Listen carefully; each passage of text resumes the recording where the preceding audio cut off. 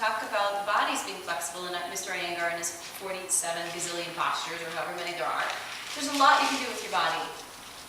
And as you just learned, there's a hell of a lot you can do with your breath. All different kinds of stuff you can do with your breath. What you can do with your mind, the amount of variety of flexibility of what you can do with your mind eclipses everything else in your existence. Your mind is completely flexible. And so the content of meditation is hugely varied. So there's an endless assortment of ways of meditating, which means that there's a key to every individual personality lock. Any person who has any issue at all can find the right meditation practice. It's possible. It's totally possible. So that's just the background. And I'll put out the sutra. I think it's second book. It's 40. I don't know. It's in the 40s somewhere. It's Svadhyaya Ishta Devata Samprayoga. I'll talk about this a little more later. Svadhyaya Ishta Devata Samprayoga. So this says that through self-knowledge, through self-study, through knowing yourself, Ishta Devata Samprayoga, the God of your heart comes near.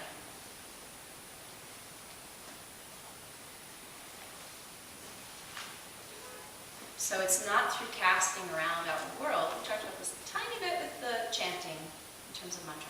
It's not through casting about in the world that you come to ultimate connection, return to source, fulfillment, sustaining connection. It's through knowing yourself.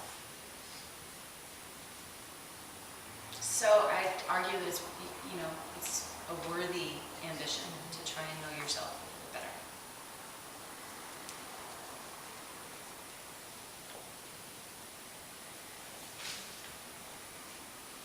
So now let's go into just what meditation is. What is meditation?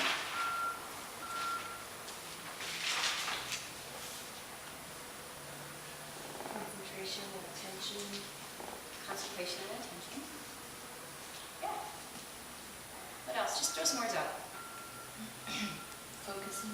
Focusing. Sustained attention on one particular thing. So focusing over progressive minutes in time. You're not focusing on one thing and another, but trying to keep it. Yeah. Steady stream of focus. Yeah. In the present moment. Mm-hmm. Everything happens in the present. Quiet waiting. Quiet waiting.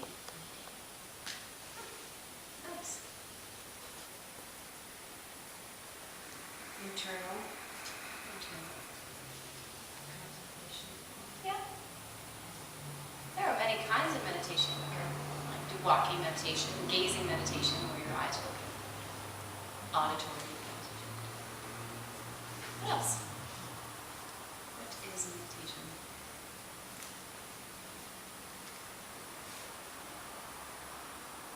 Oh, you were going to say variations on those same words, eh?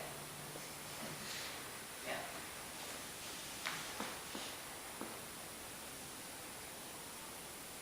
Anyone else have any thoughts on it? Okay. Well, it's a really nice phrase that prayer is talking to God and meditation is listening to God. See, I knew somebody would. I knew there was something that was hovering somewhere nearby. That's beautiful. Yeah. So there's a lot of depth to the place inside yourself that you can reach with meditation. I think the different expressions of that are coming out.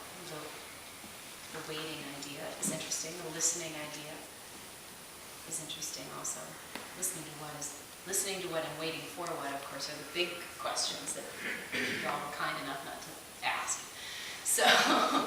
So meditation, basically, this is going back to the nuts and bolts of it, out of the beautiful connectedness that you guys were just talking about.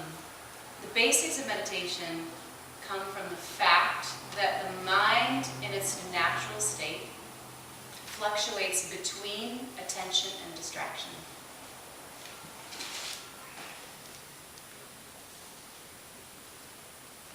doesn't take much thought to realize that that's the case. Maybe you're focusing on writing, maybe your butt hurts, maybe you're listening to me, maybe you're thinking about dinner, so your mind kind of is ping-ponging around. It's not that it's completely, the word is vikshipta, which I love. Vikshipta is like when you have a handful of jacks, you're playing jacks. You have a handful of jacks and you throw them up in the air. Vikshipta means the mind is totally scattered. It means thrown up in the air to the wind and then landing randomly. So that's somebody who's like got major mental illness. So we're not there, thank goodness, most of us. But we're neither in the state where really we're sustaining focus in one direction over a period of time, whether that time is 3 minutes or 14 years, whatever it is. So that is the natural state of our minds. And that's fine. Natural is in these days. Free-range organic mental function is good. And many ideas come up out of this semi-randomness of mental activity. Sometimes you hit on something in just a random search that you wouldn't come up with if you were focusing on one thing. So it's a good thing. But at the same time, it's... I was talking earlier about right relationships, so I'll go back to that. It's setting up a wrong relationship between who's the boss here and who's the servant.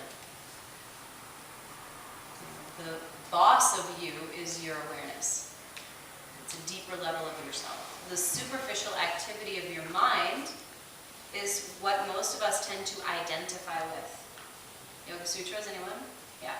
So this identification of not self as self is the source of suffering.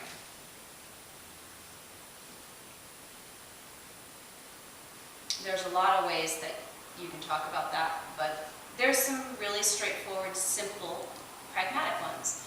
Have you ever lost a job or known anyone who has?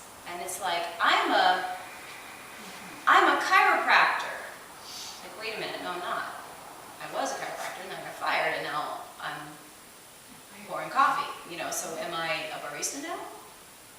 The identification that you have. I am someone who weighs, I used to be someone who weighed 120 pounds, and now I'm someone who weighs 108 pounds.